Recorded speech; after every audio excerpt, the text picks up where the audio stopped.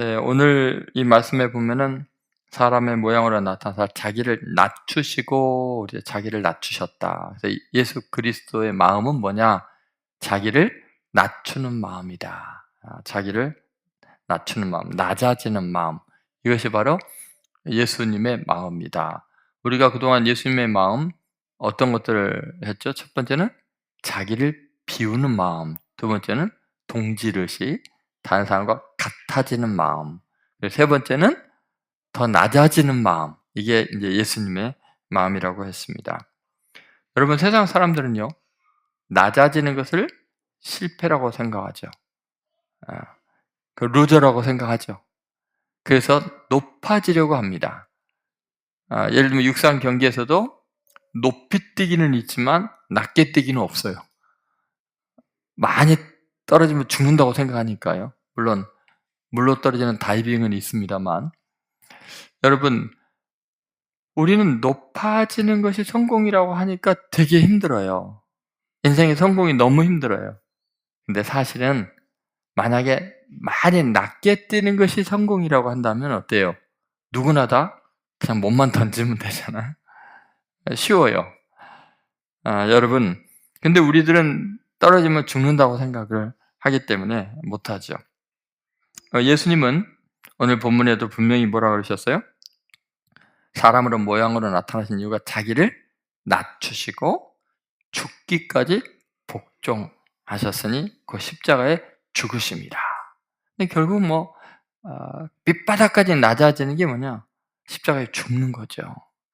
이것은 어떤 의미에서 우리 인간들에게는 가장 고통스럽고 안 좋은 인생의 실패의 상징으로 생각하지만, 실제로 예수 그리스도는 그것을 통해서 가장 위대한 생애를 인류 역사 가운데 이루셨고요.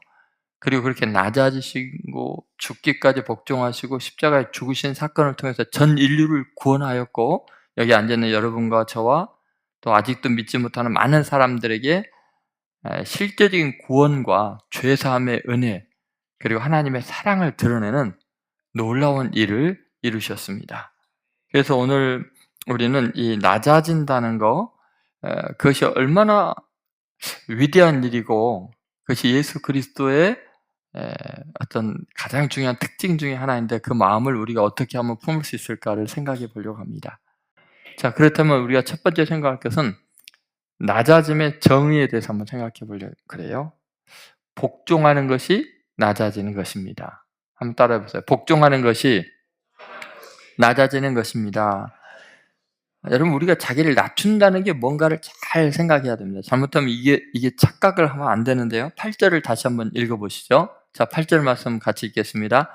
사람의 모양으로 나타나사 자기를 낮추시고 죽기까지 복종하셨으니 그 십자가에 죽으심이라. 자, 자기를 낮추시는 것은 뭐예요? 죽기까지 복종하셨다. 그래서 자기를 낮추는 건 뭐예요? 복종하는 것이 낮추는 거예요. 여러분, 낮아진다는 것은요, 반드시 관계적인 차원에서만 이해할 수 있어요. 우리는 그렇잖아요. 내 자신을 저주하고 나 같은 인간은 좀 한심해하고 그걸 낮아진다고 생각하는데 천만의 말씀입니다. 성경에서 말하는 낮아짐, 자기 비하가 아니에요. 자, 여러분, 정말 낮아진다는 것은 반드시 다른 사람이나 다른 어떤 존재와의 관계 속에서 상대적으로 자기를 낮출 때 낮아지는 거예요. 여러분, 아무리 자기 혼자 낮아져 봤자 그것은 자기 비하이고 자기 상처밖에는 안 돼요. 아무런 의미가 없어요. 그러면 여러분, 다른 사람과 관계 속에서 자기를 낮춘다는 것은 도대체 뭐를 의미할까요? 키를 낮추는 걸까요? 앉는 자리를 낮추는 걸까요? 여러분, 정말 상대편에게 나를 낮춘다는 것은 뭐냐면 상대편의 뜻에 복종하는 거예요. 조금 더 내 의향을, 내 의견을 내세우지 않고 전적으로 복종하는 것은요, 완전히 낮아지는 거예요. 그래서 여러분, 낮아진다는 것은요, 의지와 관계되고 뜻과 관계되어 있어요. 여러분, 예수님이 지금 낮아진다고 할 때는요, 누구 앞에서 낮아지는 거냐면 하나님과의 관계 속에서 낮아지는 거예요. 하나님의 말씀 앞에 어떻게 하는 거예요? 절대적으로 복종하는 거. 이게 하나님의 본체인 분이 하나님 앞에서 자기를 낮추는 거예요. 그러니까 여러분, 우리는요, 낮아지는 것을 다른 사람의 뜻에 자기를 내려놓는 거, 그걸 낮아진 걸 생각할 수 있지만 그건 잘못하면 비굴한 게 될 수도 있어요. 만약에 상대편이 온전하지 못하다면 무조건 내가 복종하면 죄악에 동참하는 게 되잖아요. 예수 그리스도의 마음과 다르죠. 예수님은요, 놀랍게 사람들의 뜻에 복종하지 않았어요. 하나님의 뜻에 완전히 복종했어요. 그것은 절대적인 낮아짐이에요. 여러분, 사람들과의 관계 속에서가 아니라 여러분이 정말 낮아지려면요, 창조주신 하나님 앞에 피조물로 완전히 순종하는 것, 복종하는 것, 그것이 낮아지는 거죠. 여러분, 예수님께서 이걸 잘 보여주는 결정적인 사건이 겟세마네 동산에서 기도하실 때, 십자가를 지러 가기 전에 이 낮아진다는 게 뭔지를 보여주고 있습니다. 자, 그 말씀이 누가복음 22장 42절에 나와 있습니다. 같이 읽겠습니다. 이르시되 아버지여, 만일 아버지의 뜻이거든 이 잔을 내게서 옮기시옵소서. 그러나 내 원대로 마시옵고 아버지의 원대로 되기를 원하나이다 하시니, 이게 낮아짐이에요. 하나님 아버지의 뜻에 복종하는 거죠. 아버지의 뜻이거든 그 뜻만 중요하다는 거예요. 이 잔을 내게 옮겨달라, 십자가를 져야 되는 그 잔을 옮겨달라는 거죠. 그런데 내 원대로 마시고 뭐요? 아버지의 원대로 되기를 원하나. 이게 하나님 아버지의 원, 하나님 아버지의 뜻에 완전히 복종하는 것이 자기를 낮추시는 거예요. 죽기까지 복종하는 거예요. 여러분 어때요? 내 의지, 내 뜻을 하나님의 뜻 앞에 완전히 죽일 수가 있어요?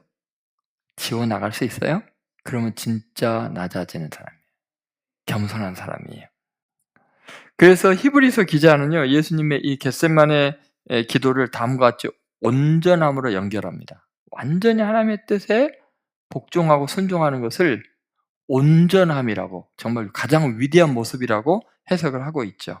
자, 히브리서 5장 7절부터 9절 말씀 같이 읽겠습니다. 그는 육체에 계실 때 자기를 죽음에서 능히 구원하시리에게 심한 통곡과 눈물로 간구와 소원을 올렸고 그의 경건하심으로 말미암아 들으심을 얻었느니라.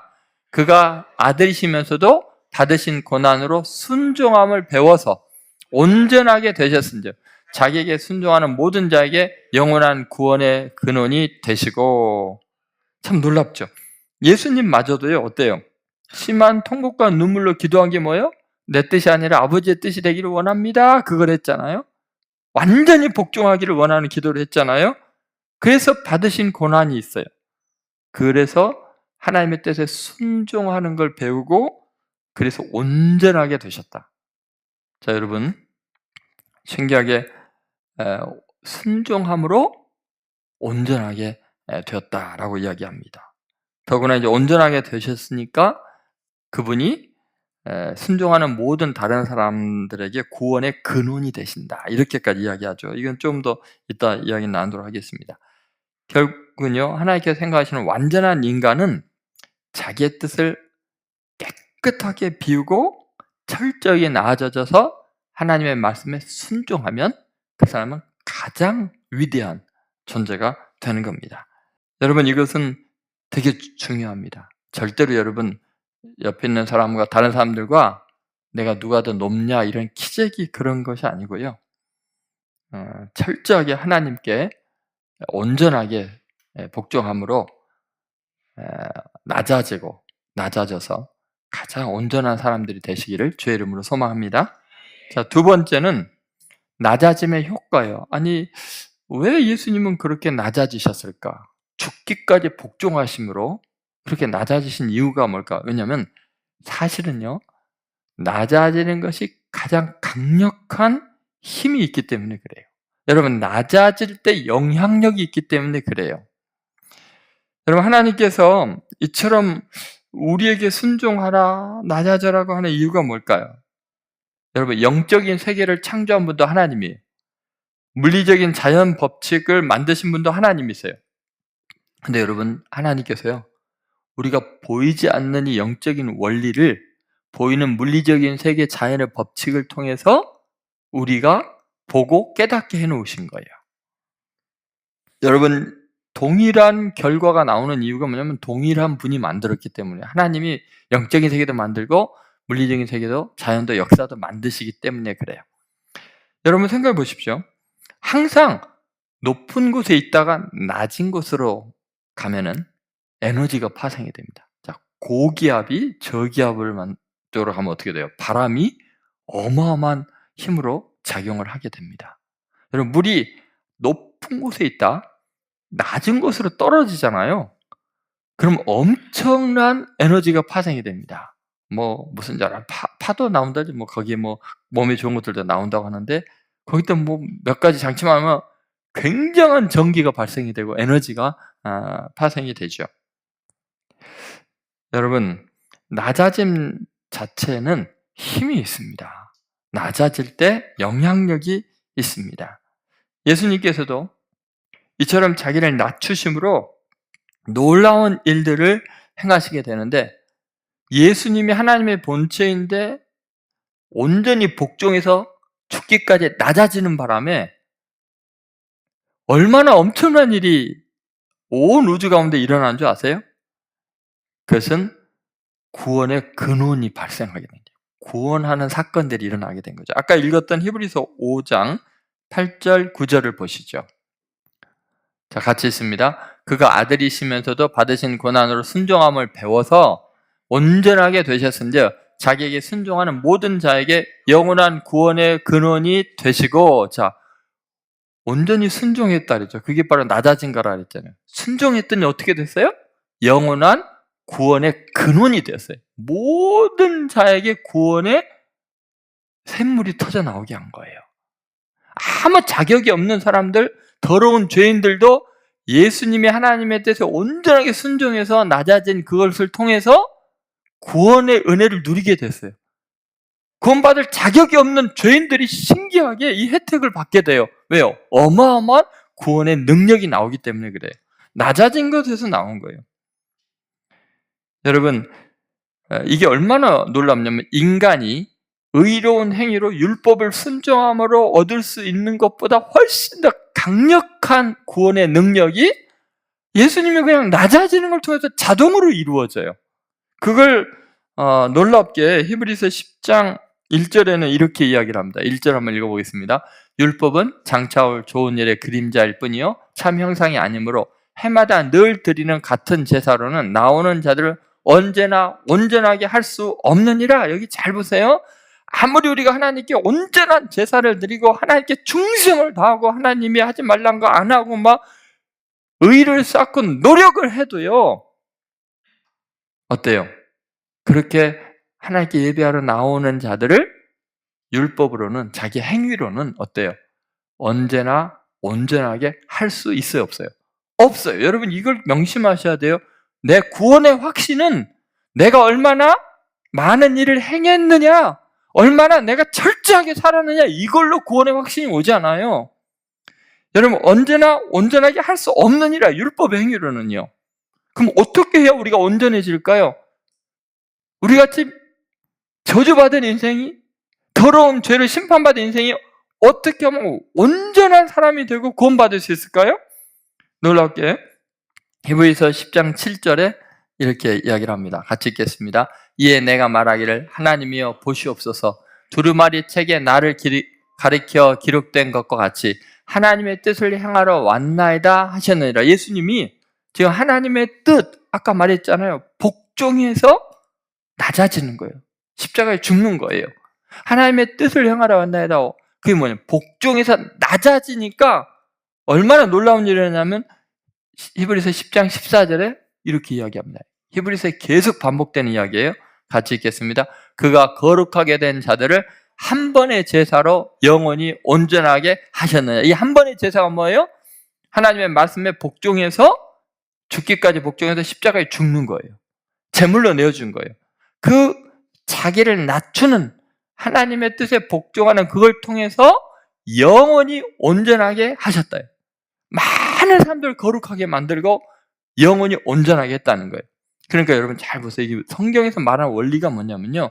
인간의 노력, 선행, 종교적인 의, 아무리 자기가 하나님을 사랑한다고 충성을 다하는 그런 걸 온전하게 되는 게 아니고 뭐예요? 예수님께서 하나님의 뜻에 복종해서 어떤 십자가에 죽으시는 그 낮아짐을 통해서 전 인류가 거룩하게 되고 온전하게 되었다는 거예요.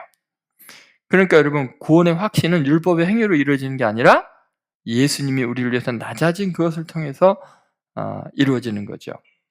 여러분 세상을 변화시키는 힘은 낮아짐에 있어요. 엄청난 에너지, 구원의 근원은 어디에서 나오는 거예요? 낮아지는 거 있는 거예요. 여러분 우리의 삶이 생산성이 낮은 이유는 낮아지려고 하지 않아서 그래요. 영향력이 없는 이유? 자꾸 높아지려고 하니까 사람들에게 미움만 받는 거예요. 감동이 없는 거예요. 세례요한이 예수님께 얼마나 좋은 평을 받았어요. 여자가 낳은 자 중에 요한보다 큰 이가 없느니라. 도대체 세례요한이 왜 이렇게 위대한 거예요? 입만 열면 세례요한이 하는 게 뭐예요? 자기 부정 아니에요? 그는 흥하고 나는 쇠하여야 하겠습니다. 늘 낮아지는 거죠. 사실은 예수님보다 6km 먼저 태어났고 예수님의 길을 예비하는 사람이고 자기의 제자들 키워서 예수님 제자로 보내주고 예수님보다 그 당시에 인기가 더 있었던 세례요한이 그는 흥하여야 하고 나는 낮아져야 됩니다. 나는 그분의 신발끈 풀 자격도 없습니다. 그분의 노예될 자격도 없습니다. 이 정도로 낮아진. 그러니까 예수님이 그를 위대하게 여기고 모든 사람들이 세례요한의 말을 두려워하고 세례요한에게 찾아와서 살 길을 구하는 영향력 있는 존재가 되는 거예요. 여러분 결국은 여러분이 직장에서 가정에서 그리스도인으로서 구원의 근원이 되지 못하는 이 힘이 없는 이유가 뭐냐면 낮아지지 않아서 그래요. 낮아져서 섬겨보세요. 여러분 온 세상 다른 사람들이 무릎을 꿇고 존경할 만한 일들은 어떻게 일어나요? 네, 철저하게 자기를 낮추는 거고요. 자기를 높이려고 하면 온 세상을 전쟁터로 만드는 거예요. 비극의 세상으로 만들고 사탄의 앞잡이 노릇을 하게 되는 거죠. 여러분 꼭 오늘 이 낮아짐의 그 영향력, 낮아지는 것에 힘이 있다. 구원의 근원이 된다. 그것을 기억하시고 예수님의 마음을 본받아 낮아지는 데 힘을 쓰는 성도들 되시기를 주의 이름으로 소망합니다. 자, 마지막 세 번째는 낮아짐의 결과입니다. 그것은 십자가만 자랑해야 진정 낮아지는 거예요. 십자가만 남는 인생이 돼야 돼요. 자랑할 것이 아무것도 없이 딱 십자가 하나만 붙드는 거, 그것이 진짜 겸손이에요. 그게 진짜 낮아지는 거예요. 여러분 자랑할 것이 하나라도 있으면 아직 낮아지지 않은 거죠. 자, 예수님이 정말 그러셨는가 한번 보세요. 예수님 뭘 자랑하실 게 있겠어요? 빌립보서 2장 8절 같이 한번 읽어보겠습니다. 사람의 모양으로 나타나사 자기를 낮추시고 죽기까지 복종하셨으니 뭐요? 곧 십자가에 죽으심이라. 여러분 예수님 하면 뭐가 떠올라요? 십자가. 십자가에서 죽으실 거. 예수님의 삶이 여러분 성공적이었습니까? 예수님이 사업가였습니까? 학자였습니까? 군인이었습니까? 정치인이었습니까? 건축가였습니까? 예술가였습니까? 예수님이 남긴 게 뭐 있어요? 십자가밖에 없어요. 다 십자가에 매달려 피 흘려 죽으신 거. 그런데 전 인류의 가장 영향력이 크신 분이죠. 그분은 정치, 경제, 문화, 예술 어떤 분야에도 그분의 영향력이 끼치지 않는 곳이 없어요. 정말 놀랍잖아요. 예수님이 십자가에 매달려 죽으러 오셨다 그랬고 그거 하나 이루려고 오셨어요? 아무것도 이룬 게 없어요. 뭐 장가하는 것도 없고 집을 남긴 것도 없고 책을 쓴 것도 없어요. 딱 십자가에 매달려 죽는 그거 하나 남기셨는데 그 한 가지가 전 인류를 구원한 거예요. 전 인류의 희망이 된 거예요. 그 십자가의 죽으심은 최고로 낮아지는 거였어요. 사형틀이었어요. 저주받은 상징이었어요. 나무에 달린 자마다 하나님께 저주받은 자녀라는 구약의 말씀 그대로 나무에 매달려서 죽임을 당한 거예요. 그래서 가장 낮아진 건데 그 십자가가 예수님을 가장 높게 만드는 하나님의 방법이었어요. 사도행전 2장 36절에 보면 이 십자가 사건이 얼마나 하나님에게 의미가 있는지 이렇게 말하고 있습니다. 같이 읽겠습니다. 그런즉 이스라엘 온 집은 확실히 알지니 너희가 십자가에 못 박은 이 예수를 하나님이 주와 그리스도가 되게 하셨느니라. 아멘. 여러분, 예수님이 주와 그리스도가 된 것은 십자가에 못 박혔기 때문이에요. 십자가 외에는 다른 걸 언급하지 않잖아요. 예수님이 500년 기적을 일으켰습니다. 죽은 자를 살렸습니다. 나병을 깨끗하게 했기 때문에 주와 그리스도가 되게 했다는 게 아니고 뭐예요? 십자가에 못 박혔기 때문에, 가장 낮아졌기 때문에 주와 그리스도가 되게 했다는 거예요. 그런데 여러분, 그 십자가에 주님이 홀로 매달리고 끝나는 게 아니라 주님을 따르는 우리들에게도 그 영광스러운 자리로 오라고 초청하고 계십니다. 마태복음 16장 24절 같이 읽겠습니다. 예수께서 제자들에게 이르시되 누구든지 나를 따라오든 자기를 부인하고 자기 십자가를 지고 나를 따를 것이냐. 우리도 뭐만 남아야 돼요? 십자가만 남아야 돼요. 십자가를 지고 따르라고 이야기하시는 거죠. 여러분, 우리는 세상에 내세울 게 너무 많아요. 십자가 자랑하는 사람이 있어요? 여러분, 자랑할 게 지금 너무 많잖아요. 남과 비교하는 게 너무 많잖아요. 내세우고 싶은 게 많잖아요. 외모를 내세우려고, 가진 것을 내세우려고, 좀 똑똑하고 아는 척, 아는 사람 많다고 내세우려고. 십자가는 자랑해 본 적이 있어요, 여러분? 내 십자가 자랑해 본 적이 있어요? 사도 바울은요, 예전에는 자랑할 게 많았어요. 세상적으로. 나는 바리새인 중에 바리새인이야. 율법으로 흠이 없는 자요. 나 대단한 자라고, 가말리엘 문화생이고 굉장한 자라고 자랑했던 사람이요. 예수님 만나고 나서 예수님을 뒤따라가면서 그가 고백합니다. 나는 십자가밖에 자랑할 게 없다고. 갈라디아서 6장 14절 한번 같이 읽겠습니다. 그러나 내게는 우리 주 예수 그리스도 십자가 외에 결코 자랑할 것이 없으니 그리스도로 말미암아 세상이 나를 대하여 십자가에 못 박히고 내가 또한 세상을 대하여 그러하니라. 아멘. 여러분, 사도 바울이 그래요.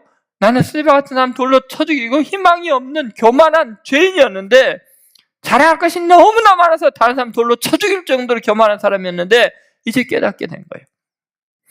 오늘 이 예수님의 낮아지는 마음에 대해서 말씀을 나눴어요. 자, 낮아진다는 건 뭐예요? 첫 번째, 낮아짐의 정의가 뭐예요? 복종하는 것이 낮아진 거다. 자기 비하가 아니고 하나님의 말씀에, 하나님의 뜻에 내 뜻을 완전히 드리는 거, 완전히 복종하는 거, 그게 진짜 피조물로서 창조자 앞에 낮아지는 거다. 자, 낮아짐의 효력은 뭐예요?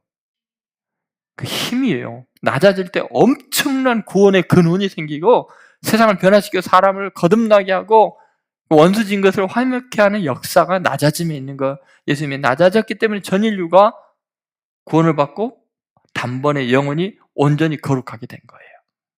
낮아질 때 여러분 주의가 변할 줄 믿습니다. 네, 그리고 세 번째는 뭐예요? 낮아짐의 결과는 뭐예요? 십자가만 남아야 된다. 십자가만 딱 남는 것. 그럴 때 내 몸에 예수의 흔적을 지닌 사람으로, 영향력 있는 그리스도인으로 위대하게 쓰임받을 줄로 믿습니다.